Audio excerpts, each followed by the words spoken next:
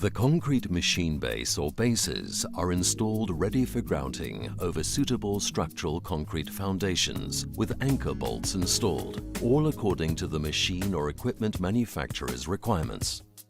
The first steps of the grouting works are to check the concrete substrate.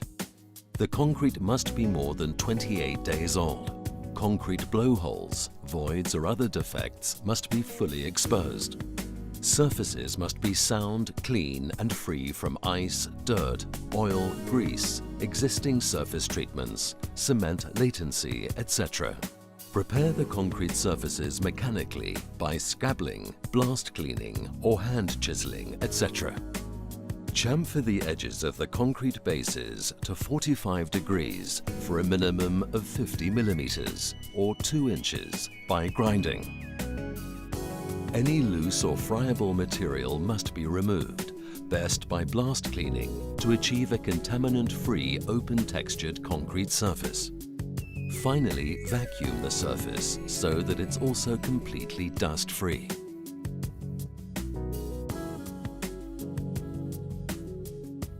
Ensure any anchor bolt sleeves are cleaned out thoroughly. Fill with a suitable self-leveling, flowable Sikaflex sealant if required. Sikadur 42 epoxy grout is highly flowable, and so it usually requires the use of temporary timber formwork. To avoid sharp edges, the formwork should be chamfered, typically by using angled slats.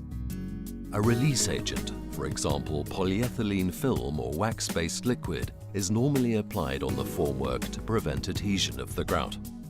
Apply liquid release agents carefully and to the formwork only. Design the formwork to maintain more than 100 millimeters head to facilitate the grout flow. Fix the formwork using suitable temporary supports according to the volume, pressure and weight of the grout. In order to prevent leaks or seepage, the formwork and base plates must be sealed. An excellent sealant for this purpose is Sikaflex 11 FC+. The machinery can now be placed in its final position. The precise positioning and leveling must be completed and confirmed before pouring the grout.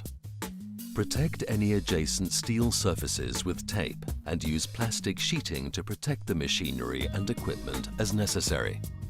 The anchor bolt should be wrapped with insulating tape about 6 millimeters thick to prevent the grout bonding to the threaded bolts. This should extend from the top of the concrete to the underside of the base plate. Mixing the Sikadur 42 grout. First mix the resin components A and B together in the component A pail for approximately 30 to 60 seconds with a low-speed drill and grout mixing paddle.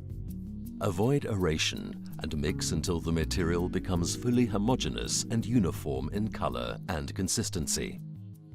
Pour the mixed epoxy components into an appropriate grout mixing vessel. Slowly add powder component C to keep air entrainment to a minimum to the defined mixing ratio according to the flow requirements. Continue to mix until fully homogeneous and uniform, approximately 3 minutes. Mix only that quantity which can be used within its pot life according to the ambient temperature.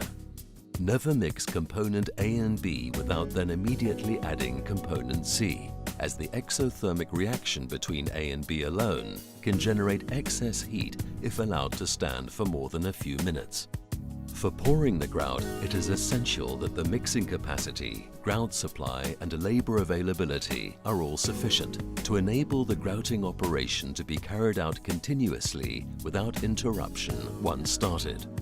Grouting is always carried out from the shortest distance across the base plate. Pour the mixed grout into the prepared formwork from 1 or 2 sides only to prevent air entrapment. Maintain the grout head to ensure intimate contact with the underside of the base plate. Place sufficient epoxy grout in the forms for it to rise slightly above the underside of the base plate, at least 3 millimeters. During curing of the grout, do not move or agitate the formwork or the machinery. After full curing, the formwork can be removed and the necessary torque can be applied to the anchor bolts. In a second Sikadur 42 animation, we will explain 4 additional application techniques. 1. Dividing the whole base into sections for grouting. 2. What to do to avoid freshly applied material stagnating in flow. 3. Continuous mixing and grout supply chain. And 4. Pumping of grout.